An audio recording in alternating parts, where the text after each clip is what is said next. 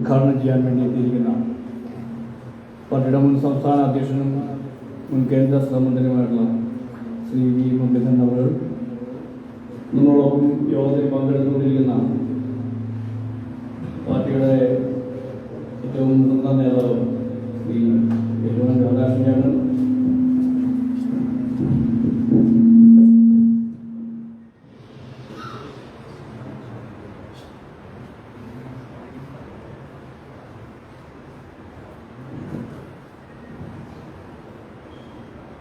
കോട്ടയം ജില്ലയുടെ പ്രഭാരി പാർട്ടിയുടെ സംസ്ഥാന ഉപാധ്യക്ഷൻ ശ്രീ ഷോമോൻജി, സഹപ്രഭാരി അഡ്വക്കേറ്റ് ടി പി സിന്ധുമോൾ, മേഖലയുടെ സംഘടനാ സെക്രട്ടറി സി എൽ പത്മകുമാർ, മേഖലാ അധ്യക്ഷൻ ശ്രീ എൻ ഹരി, ജില്ലാ ജനറൽ സെക്രട്ടറിമാരായിട്ടുള്ള ശ്രീ എൻ കെ ശശികുമാർ, ശ്രീ രതീഷ്, ശ്രീ ലാൽകൃഷ്ണ, പാർട്ടിയുടെ മുൻ ജില്ലാ അധ്യക്ഷന്മാരും പാർട്ടിയുടെ സംസ്ഥാന കമ്മിറ്റി അംഗങ്ങളുമായിട്ടുള്ള doctor N K Narayana Namboothiri അവർ, പി ജെ തോമസ്, ഈ യോഗത്തിൽ പങ്കെടുക്കുന്ന പാർട്ടിയുടെ സംസ്ഥാന കമ്മിറ്റി അംഗങ്ങൾ, സംസ്ഥാന കൗൺസിൽ അംഗങ്ങൾ, ജില്ലാ കമ്മിറ്റി അംഗങ്ങൾ, ജില്ലാ ഭാരവാഹികൾ, മേഖലാ ഭാരവാഹികൾ, മണ്ഡലം പ്രസിഡന്റുമാർ, ജനറൽ സെക്രട്ടറിമാർ, മോർച്ചകളുടെ വിവിധ ചുമതലകൾ വഹിക്കുന്നവർ എല്ലാവർക്കും എൻ്റെ നമസ്കാരം.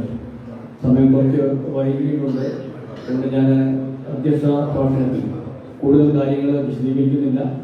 തെരഞ്ഞെടുപ്പിന് മുന്നോടിയായിട്ടുള്ള നമ്മുടെ ആദ്യ സമ്പൂർണ്ണ ജില്ലാ കമ്മിറ്റി യോഗമാണ്. കഴിഞ്ഞ 3 മാസക്കാലമായി പഞ്ചായത്ത് ഇലക്ഷനുമായി ബന്ധപ്പെട്ട നിരവധി പ്രവർത്തനങ്ങൾ നമ്മൾ ചെയ്തു വന്നുകൊണ്ടിരിക്കുകയാണ്. നവംബർ ഡിസംബർ മാസത്തിൽ തെരഞ്ഞെടുപ്പ് നടക്കാൻ പോകുന്നു. വലിയ ഒരു മുന്നേറ്റം നമുക്ക് ഈ തെരഞ്ഞെടുപ്പിൽ കാഴ്ചവെക്കേണ്ടതായിട്ടുണ്ട്. വികസിത കേരളം എന്ന മുദ്രാവാക്യമാണ് ഈ തെരഞ്ഞെടുപ്പിന് നമ്മൾ മുന്നോട്ട് ജനങ്ങളുടെ മുന്നിൽ അവതരിപ്പിക്കുന്നത്. നമ്മുടെ വോട്ടിന്റെ ഷെയർ വർദ്ധിപ്പിക്കുക, പരമാവധി വാർഡുകൾ വികസിത കേരളത്തിന് വേണ്ടിയിട്ടുണ്ട്. ആ വാർഡുകളിൽ ഭാരതീയ ജനതാ പാർട്ടിയുടെ NDAയുടെ ജനപ്രതിനിധികൾ ഉണ്ടാകാൻ വേണ്ടിയിട്ടുള്ള ഒരു പ്രവർത്തനം നമുക്ക് മുന്നോട്ട് കൊണ്ടുപോകേണ്ടതായിട്ടുണ്ട്.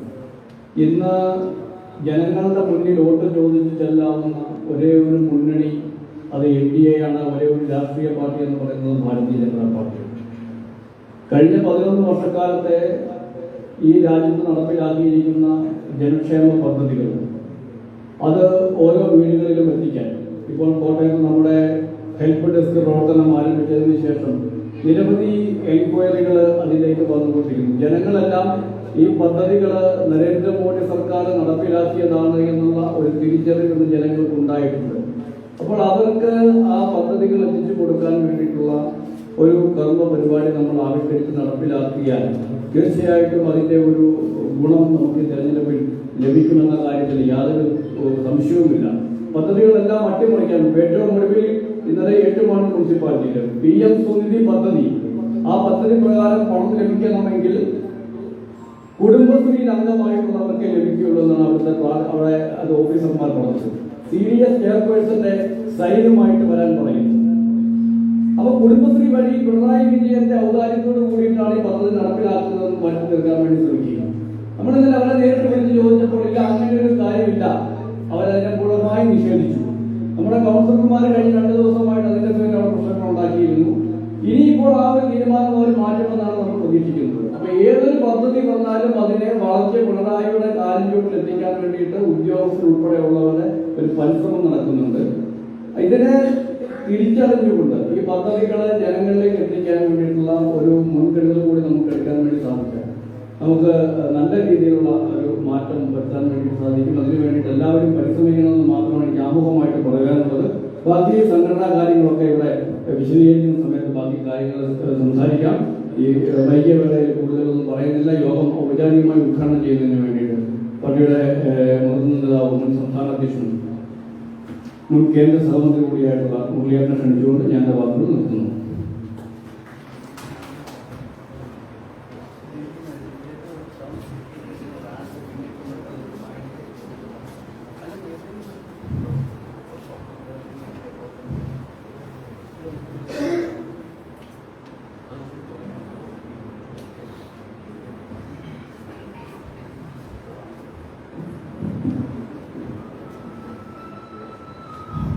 കോട്ടയം കോട്ടയം വെസ്റ്റ് ജില്ലയുടെ ഈ ജില്ലാ കമ്മിറ്റി യോഗത്തിൽ അധ്യക്ഷത വഹിക്കുന്ന പാർട്ടിയുടെ ജില്ലാ പ്രസിഡന്റ് ശ്രീ വിജിൻലാൽ, വേദിയിൽ സന്നിഹിതരായിട്ടുള്ള ഈ ജില്ലയുടെ പ്രഭാരിയായിട്ടുള്ള സംസ്ഥാന ഉപാധ്യക്ഷൻ ശ്രീ സി കൃഷ്ണകുമാർ, സഹപ്രഭാരി ശ്രീമതി സിന്ധുമോൾ, വേദിയിലുള്ള മേഖലാ സംഘടനാ സെക്രട്ടറി ശ്രീ എൽ പത്മകുമാർ, ജില്ലാ ജനറൽ സെക്രട്ടറിമാരായിട്ടുള്ള Shri N K Sasikumar, Shri S Ratheesh, മുൻ ജില്ലാ പ്രസിഡന്റുമാരായിട്ടുള്ള Shri Ettumanoor Radhakrishnan, Shri P J Thomas, Shri Narayana Namboothiri, N Hari, മറ്റ് സദസ്സിലുള്ള പാർട്ടിയുടെ നേതാക്കളെ, ഭാരവാഹികളെ, ജില്ലാ കമ്മിറ്റി അംഗങ്ങളെ എല്ലാവർക്കും നമസ്കാരം. നമ്മുടെ അധ്യക്ഷനും അതേപോലെ സ്വാഗതം ആശംസിച്ചുകൊണ്ട് ജില്ലാ ജനറൽ സെക്രട്ടറി ഒക്കെ സൂചിപ്പിച്ചതുപോലെ സംസ്ഥാന സമിതി യോഗത്തിന് ശേഷം നടക്കുന്ന ജില്ലാ കമ്മിറ്റി എന്നുള്ള നിലയിലാണ് ഇന്നത്തെ ഈ യോഗം വിളിച്ചുകൊണ്ടിരുന്നത്. ഭാരതീയ ജനതാ പാർട്ടി കഴിഞ്ഞ കുറച്ച് വർഷങ്ങളായി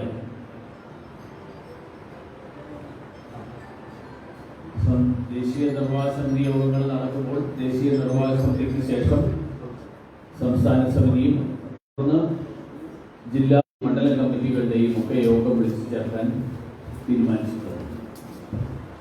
അങ്ങനെ അതിന്റെ ഭാഗമായിട്ട് ഇവിടെ നടക്കുന്ന ഈ യോഗത്തിൽ സംഘടനാപരവും അതോടൊപ്പം പാർട്ടിയുടെ രാഷ്ട്രീയവുമായിട്ടുള്ള നിരവധി വിഷയങ്ങൾ നമുക്ക് ചർച്ച ചെയ്യാനുണ്ട്. സംസാരിക്കേണ്ട ആവശ്യമില്ല എന്ന് എനിക്കറിയാം. കാരണം നിങ്ങളെല്ലാവരും ഭാരതീയ ജനതാ പാർട്ടിയുടെ ദീർഘകാലമായിട്ടുള്ള പ്രവർത്തനത്തിനായിട്ടുള്ള ആൾക്കാരാണ്.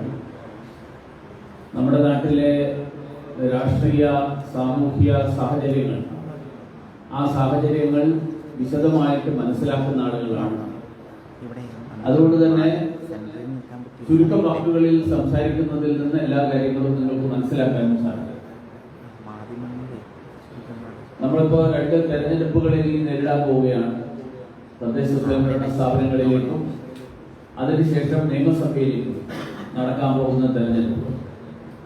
ആ തെരഞ്ഞെടുപ്പുകളുടെ പശ്ചാത്തലത്തിൽ കൂടിയാണ് നമ്മൾ ഇന്ന് ഈ യോഗം ചെയ്തത്.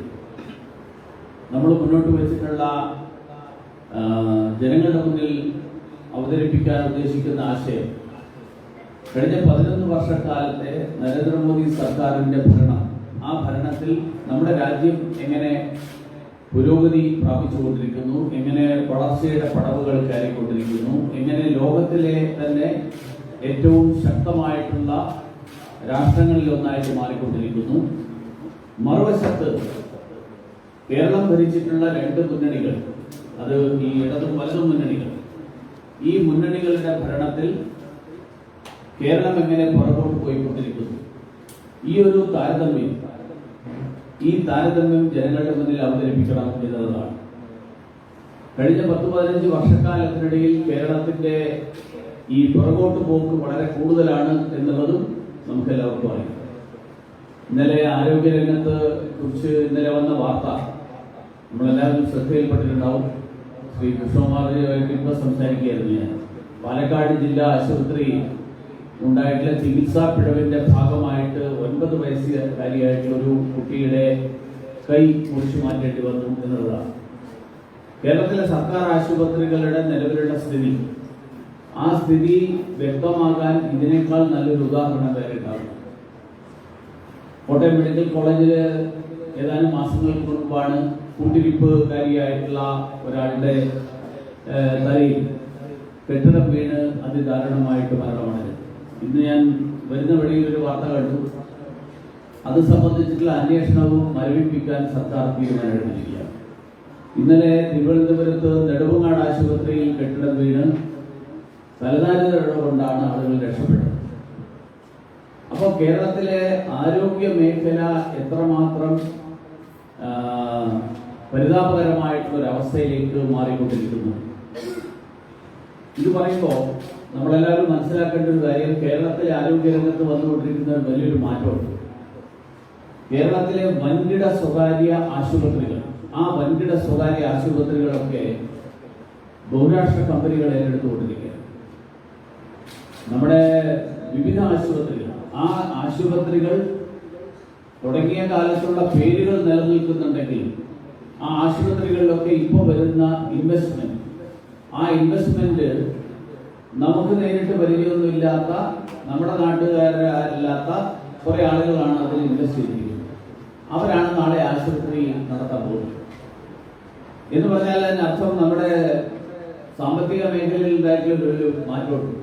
നമ്മുടെ നാട്ടിലെ ബാങ്കുകൾ, പണ്ട് കാലത്ത് ബാങ്കുകൾ എന്ന് പറയുമ്പോൾ നമ്മുടെ നാട്ടിൽ സ്റ്റേറ്റ് ബാങ്ക് ആണെങ്കിലും, കേന്ദ്ര ബാങ്ക് ആണെങ്കിലും, വിജയ ബാങ്ക് ആണെങ്കിലും, ധനലക്ഷ്മി ബാങ്ക് ആണെങ്കിലും, ഈ അടുത്ത കാലത്തുള്ള ചില ഫെഡറൽ ബാങ്കും സൗത്ത് ഇന്ത്യൻ ബാങ്കും അതൊക്കെ വേണം.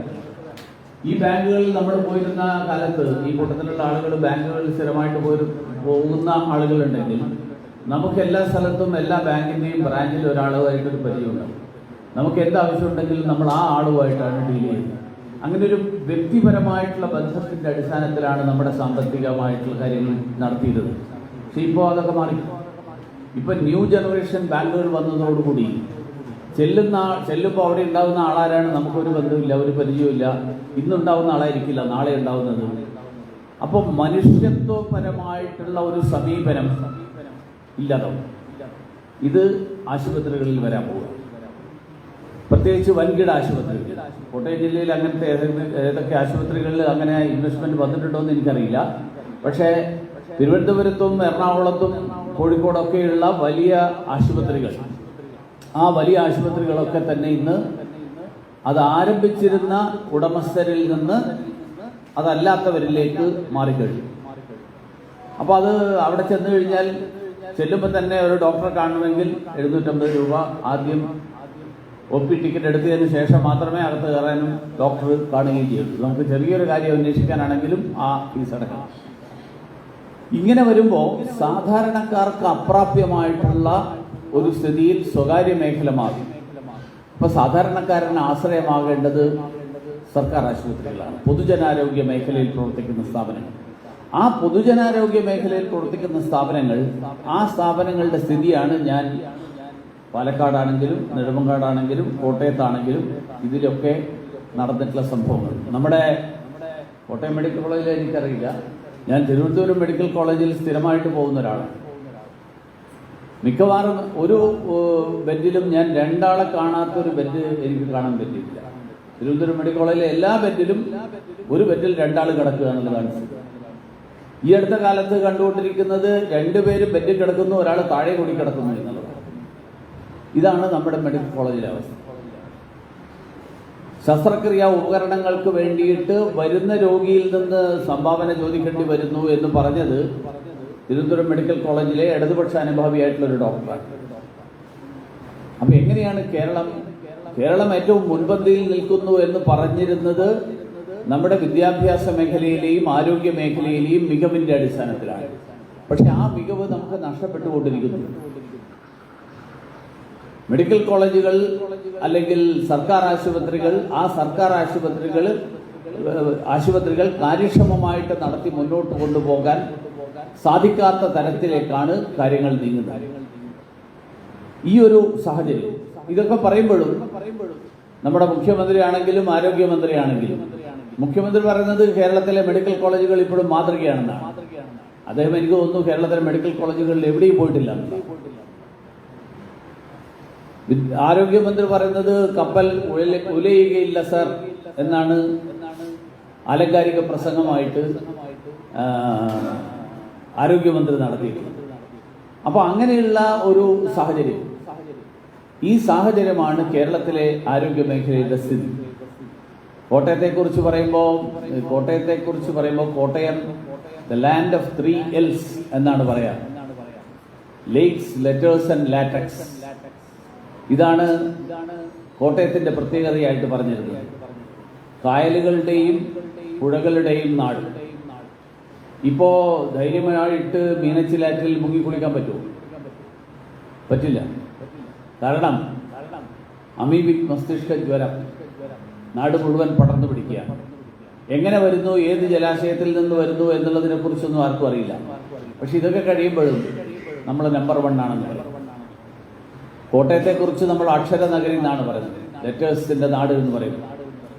ഈ അക്ഷര നഗരിയുടെ കാര്യം നമ്മൾ പറയുമ്പോൾ നമ്മുടെ സർവകലാശാലകൾ ഈ അക്ഷര നഗരിയായിട്ട് കോട്ടയത്തെ നിലനിർത്തിയത് കോട്ടയത്ത് നിന്നുള്ള പ്രസിദ്ധീകരണങ്ങൾ മാത്രമല്ല, കോട്ടയത്തിന്റെ സാക്ഷരത, കോട്ടയത്തെ വിദ്യാഭ്യാസപരമായിട്ടുള്ള മികവ്, ഇതൊക്കെയാണ്. സർവകലാശാലകളുടെ സ്ഥിതി എന്താ? സർവകലാശാലകളിൽ മുഴുവൻ CPM-ന്റെ മേധാവിത്വം ഉറപ്പിക്കാൻ വേണ്ടിയിട്ടുള്ള ശ്രമങ്ങൾ അത് NG സർവകലാശാലയിൽ അടക്കം നടന്നുകൊണ്ടിരിക്കുകയാണ്. ഇനി അത് മാറി സാധാരണക്കാരന്റെ ജീവിതവുമായിട്ട് ബന്ധപ്പെട്ടിട്ടുള്ള കാര്യങ്ങളിലേക്ക് പോയാൽ ക്രമസമാധാനം പാലിക്കാൻ ഉത്തരവാദമുള്ള പോലീസ്, ആ പോലീസ് തന്നെ ക്രിമിനലുകളുടെ ഒരു സംഘമായിട്ട് മാറിക്കഴിഞ്ഞു.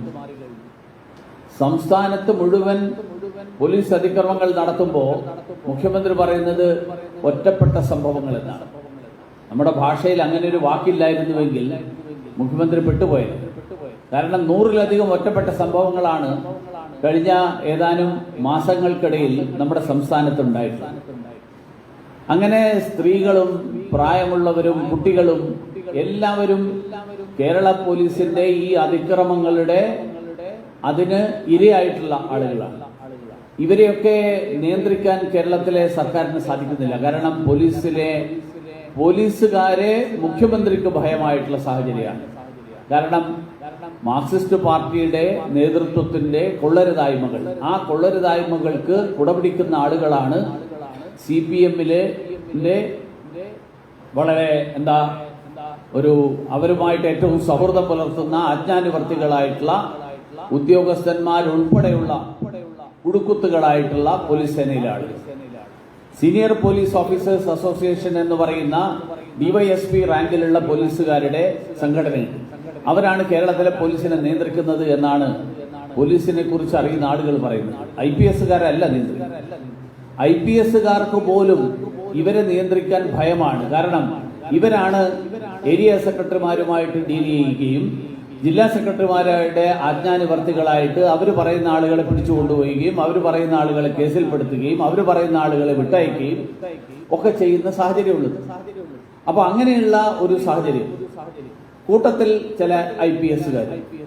ഇതാണ് കേരള പോലീസിന്റെ സ്ഥിതി. ഒരു കാലത്ത് കേരള പോലീസ് ഏറ്റവും കാര്യക്ഷമമായിട്ട് ഏറ്റവും നല്ല രീതിയിൽ കുറ്റാന്വേഷണം നടത്താൻ കഴിയുന്ന ഉദ്യോഗസ്ഥന്മാരുടെ ഒരു സംഘമായിരുന്നു, അങ്ങനെയുള്ള ഒരു സേനയായിരുന്നു.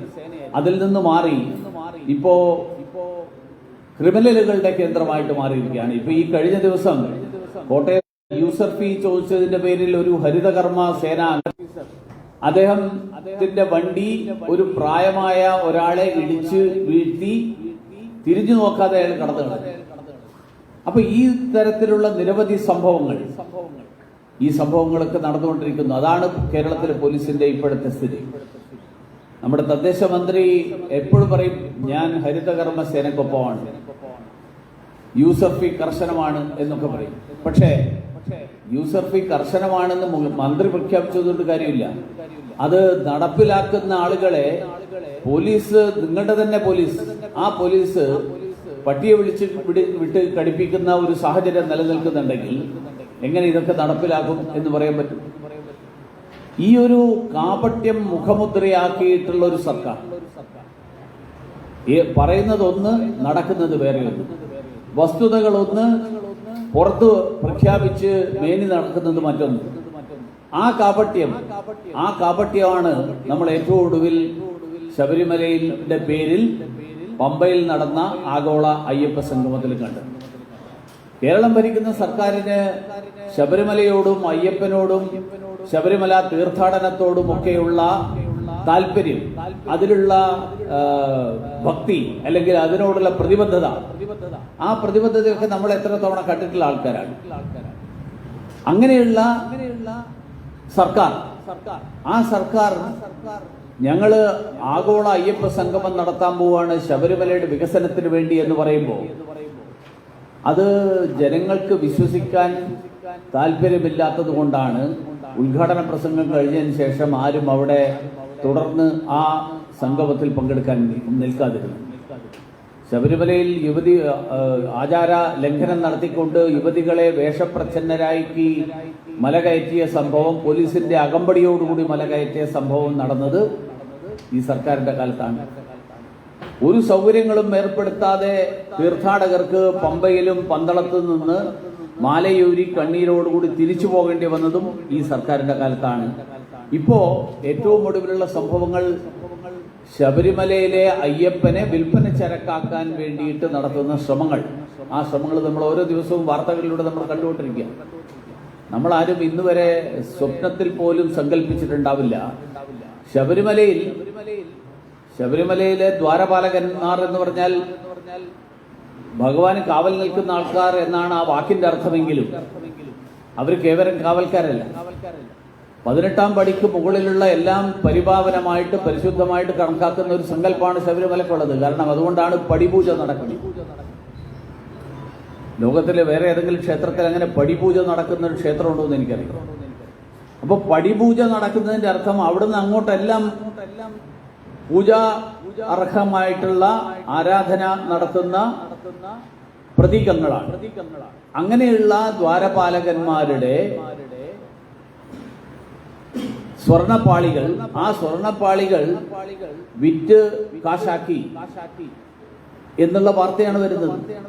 ശബരിമല പോലെ ഇത്രയും സുരക്ഷിതത്വമുള്ള വലിയ സംവിധാനങ്ങൾ കോടതിയുടെ നിർദ്ദേശപ്രകാരം ഉണ്ടാക്കിയിട്ടുള്ള ഒരു സംവിധാനമാണ്. അവിടുത്തെ ഭരണം ഉൾപ്പെടെയുള്ള കാര്യങ്ങൾ, അവിടെ ഏത് കാര്യം ചെയ്യണമെങ്കിലും കോടതിയുടെ അനുവാദം വേണം. പക്ഷേ ദേവസ്വം കമ്മീഷണറുടെയും കോടതിയുടെയും ഒന്നും അറിവോ അനുമതിയോ ഒന്നുമില്ലാതെ ഒരാൾക്ക് അതും എടുത്തിട്ട് പോകാം, എന്നിട്ട് അതുകൊണ്ട് 40 ദിവസം നടക്കാം, വഴിനീളെ സ്വീകരണം ഏർപ്പെടുത്താം, താല്പര്യമുള്ള ആളുകളുടെ വീടുകളിൽ കൊണ്ടുപോയി പൂജ നടത്താം, ആ പൂജ നടത്തിയതിന്റെ പേരിൽ ലക്ഷങ്ങൾ സമ്പാദിക്കാം.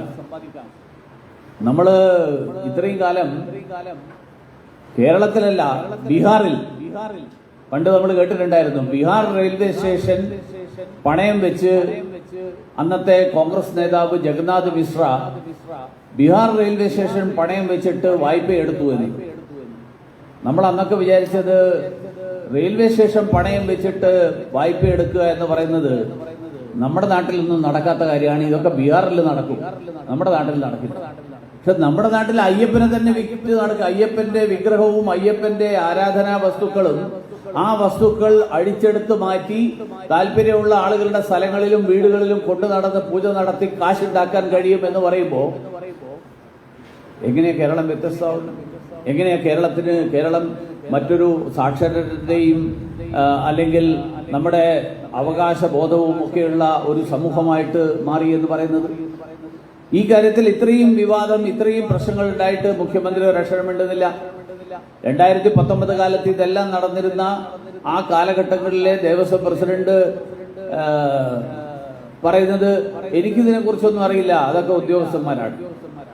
അന്നത്തെ ദേവസ്വം മന്ത്രി ഈ കാര്യത്തിൽ ഒരക്ഷരം പറയുന്നില്ല. അപ്പൊ അതുകൊണ്ട് കേരളത്തിലെ അയ്യപ്പ ഭക്തന്മാരായിട്ടുള്ള കേരളത്തിലെ വലിയൊരു വിശ്വാസി സമൂഹം, ആ വിശ്വാസി സമൂഹത്തിന് ഈ കാര്യത്തിൽ എന്ത് സംഭവിച്ചു? 30 കിലോ സ്വർണം അവിടെ ശബരിമലയിൽ ഉപയോഗിച്ചു, വിജയ് മല്യ സംഭാവന ചെയ്തിരുന്നു എന്നാണ് വാർത്തകളിൽ കണ്ടിട്ടുള്ളത്. ആ 30 കിലോ സ്വർണം എവിടെ പോയി? ആ 30 കിലോ സ്വർണത്തിൽ എത്ര ഇപ്പോഴും ബാക്കിയിരിപ്പുണ്ട്? ശബരിമലയുടെ അവിടുത്തെ വിലപിടിപ്പുള്ള വസ്തുക്കളുടെ വിവരങ്ങൾ രജിസ്റ്ററിലോ ഇല്ല എന്ന് മാത്രമല്ല, രജിസ്റ്ററിലുള്ളതും സ്ട്രോങ് റൂമിലുള്ളതും തമ്മിൽ ഒത്തുനോക്കുക പോലും ചെയ്തിട്ടില്ല എന്നുള്ളതാണ് മനസ്സിലാക്കുന്നത്. 2019 ജൂലൈ 20 സന്നിധാനത്ത് നിന്ന് കൊണ്ടുപോയ പാളികൾ ഓഗസ്റ്റ് 29 40 ദിവസങ്ങൾക്ക് ശേഷമാണ് ഇത് ഈ പണി നടക്കുന്ന ചെന്നൈയിലെ സ്മാർട്ട് ക്രിയേഷനിലെത്തിയത്. വാസ്തവത്തിൽ ദേവസ്വത്തിന്റെ മാനുവൽ ശബരിമലയുടേത് മാത്രമല്ല, നമ്മുടെ സംസ്ഥാനത്തെ എല്ലാ ക്ഷേത്രങ്ങളുടെയും കാര്യത്തിലുള്ള പൊതു നിയമം ക്ഷേത്രവുമായിട്ട് ബന്ധപ്പെട്ടിട്ടുള്ള ഇതുപോലെയുള്ള എല്ലാ പ്രവൃത്തികളും നടക്കേണ്ടത് ക്ഷേത്ര പരിസരത്ത് വെച്ചാണ് എന്നുള്ളതാണ്. പക്ഷെ അതിനെയൊക്കെ പരിപൂർണമായും ലംഘിച്ചുകൊണ്ട് ദേവസ്വം ബോർഡ് തന്നെ തീരുമാനം എടുക്കുകയാണ്. അപ്പൊ ഈ ഉണ്ണികൃഷ്ണൻ പോറ്റിയെ ക്ഷണിച്ചു വരുത്തി നിങ്ങൾക്കിത് പറ്റുമോ എന്ന് അങ്ങോട്ട് ചോദിച്ച് ആ ആളെ ഏൽപ്പിക്കാൻ തീരുമാനം എടുത്തത് ദേവസ്വം ബോർഡ് തന്നെയാണ്. എന്ന് പറഞ്ഞാൽ കള്ളനെ കാവലേൽപ്പിക്കുന്നത് പോലെയുള്ള ഒരു അവസ്ഥയായി മാറിയിരിക്കുകയാണ്. ദേവസ്വം ബോർഡ് തന്നെ നിയമലംഘനത്തിന് നേതൃത്വം നൽകുന്നു, നിയമം ലംഘിക്കുന്നു. എന്ത് മാനദണ്ഡത്തിന്റെ അടിസ്ഥാനത്തിലാണ് ഈ 2019 ഇയാളെ കണ്ടെത്തിയത്? നമ്മുടെ നാട്ടില് ഒരു നിയമമുണ്ട്. ഏത് പ്രവൃത്തി ഏൽപ്പിക്കണമെങ്കിലും ഇത്ര തുകയ്ക്ക് കൂടുതലുള്ളതാണെങ്കിൽ അതിനൊരു പൊതു ടെൻഡർ വിളിക്കണം. അല്ലാതെ എനിക്ക് പരിചയമുള്ള ഒരാളാണ്, വരാൻ പറ്റുമോ, നിനക്ക് നോക്കാൻ പറ്റുമോ എന്ന് ചോദിച്ചിട്ട് വിളിച്ചു വരുത്തിയിട്ട് ഏൽപ്പിക്കാനുള്ള അധികാരം, ആ അധികാരം ഈ ദേവസ്വം ബോർഡ് പ്രസിഡന്റിനും ഇല്ല, ദേവസ്വം ബോർഡിനും ഇല്ല, സർക്കാരിനും ഇല്ല. കാരണം ഇവരാരും ഇവരുടെ സ്വന്തം നിലക്കല്ല ഇത് തരുന്നത്. ഇത് ജനങ്ങളുടെ സ്വത്താണ്, ആ ജനങ്ങളുടെ ഉടമസ്ഥതയിലുള്ളതാണ്. അങ്ങനെ ജനങ്ങളുടെ ഉടമസ്ഥതയിലുള്ള പൊതു ഉടമസ്ഥതയിലുള്ള ഒരു സ്ഥാപനത്തിലെ ഇതുപോലെയുള്ള പ്രവൃത്തികൾ ഏൽപ്പിക്കാൻ, ഏറ്റെടുത്ത് നടത്താൻ, ആരെ തെരഞ്ഞെടുക്കണം എന്ന് തീരുമാനിക്കാനുള്ള അധികാരം, അതിന് സുതാര്യമായിട്ടുള്ള മാർഗങ്ങൾ ഉണ്ടാകണം, അതിന് നിഷ്പക്ഷമായിട്ടുള്ള മാർഗങ്ങൾ ഉണ്ടാകണം, അതിൽ പക്ഷപാതിത്വം കാണിക്കുന്നില്ല എന്ന് ഉറപ്പുവരുത്തണം. ഇതൊന്നും പാലിക്കാതെ തന്നെയാണ് ഇതൊക്കെ ചെയ്തിട്ടുള്ളത് എന്നുള്ളതാണ്. മാത്രമല്ല ഈ പറയുന്ന വ്യക്തി ഉണ്ണികൃഷ്ണൻ, ഈ ഉണ്ണികൃഷ്ണനെ പറ്റിയിട്ട് തിരുവനന്തപുരത്ത് പോലീസ് കേസുള്ള ഒരാളാണ്. എബ്സ്കോണ്ടിങ് പോലീസ് കേസ് എടുത്ത് ഇയാള് മുങ്ങി നടക്കുകയാണ്, ഇയാളെ കിട്ടാനില്ല, കാണാനില്ല എന്ന് പോലീസ് പറഞ്ഞിരിക്കുന്ന ഒരാളാണ് ശബരിമലയിൽ ചെന്നിട്ട് ഇത്രയും വലിയ കാര്യങ്ങൾ നടത്തിക്കൊണ്ടുവരുന്നത്. ഇനി അഥവാ അറ്റകുറ്റപ്പണിക്ക് കൊണ്ടുപോകാൻ ഇയാളെ ഏൽപ്പിച്ചു എന്നിരിക്കട്ടെ, അറ്റകുറ്റപ്പണിക്ക് വേണ്ടി കൊണ്ടുപോകുന്ന ആളുടെ ചുമതല അത് കൊണ്ടുപോവുക, പണി നടത്തുക, തിരിച്ച് നേരെ എത്തിക്കുക എന്നുള്ളതാണ്.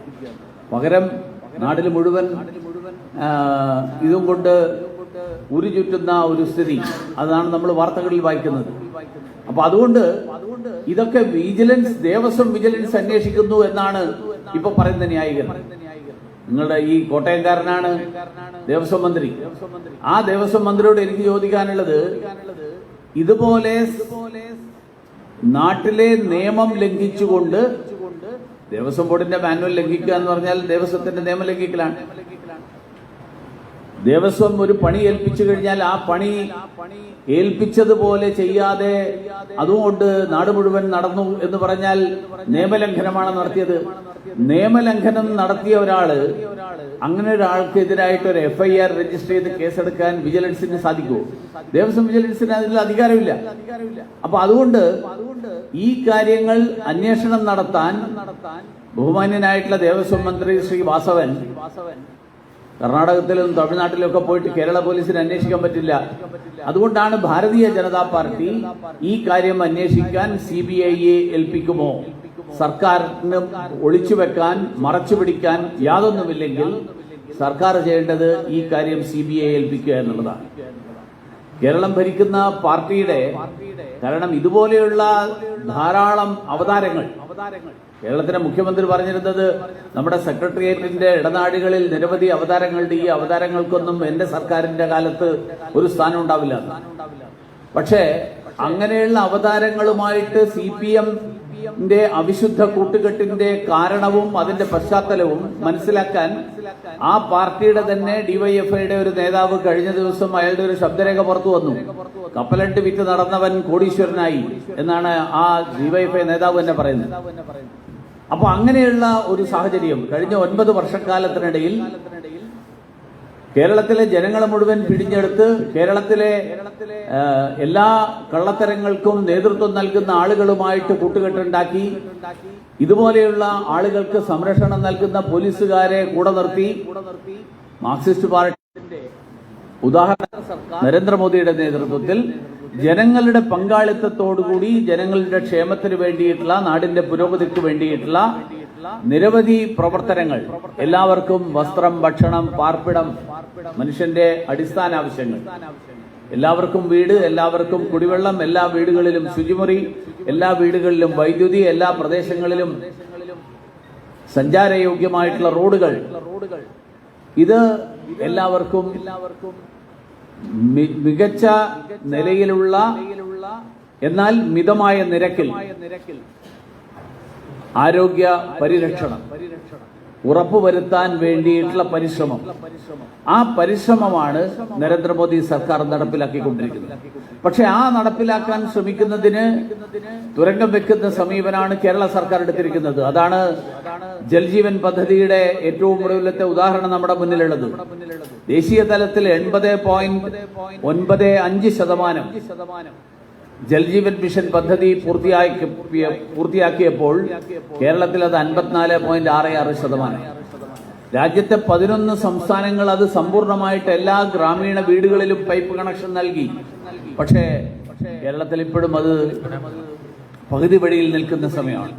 അതുകൊണ്ട് ഇതുപോലെയുള്ള നിരവധി പ്രാദേശിക വിഷയങ്ങൾ, ഉദാഹരണത്തിന് 70 വയസ്സ് കഴിഞ്ഞവർക്ക് സൗജന്യമായിട്ടുള്ള ആരോഗ്യ പരിരക്ഷ എന്നുള്ള പദ്ധതി, ആ പദ്ധതി കേന്ദ്ര സർക്കാർ പ്രഖ്യാപിച്ച്, പക്ഷെ അത് കേരളത്തിൽ നടപ്പിലായില്ല.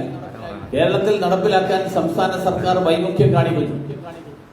ഈ സാഹചര്യങ്ങളിൽ മാറ്റം വരണമെങ്കിൽ ഭാരതീയ ജനതാ പാർട്ടി ജനങ്ങളുടെ ഇടയിലേക്ക് ഇറങ്ങിച്ചെന്ന്, ഇപ്പോ പാർട്ടി തീരുമാനിച്ചിരിക്കുന്നത് ഒരു വ്യാപകമായിട്ടുള്ള ഗൃഹസമ്പർക്കം, ആ ഗൃഹസമ്പർക്കം നടക്കണം എന്നുള്ളതാണ്. നമ്മുടെ ഗൃഹസമ്പർക്കം കേവലം സോഷ്യൽ മീഡിയയിലൂടെ നടത്തിയാൽ പോരാ.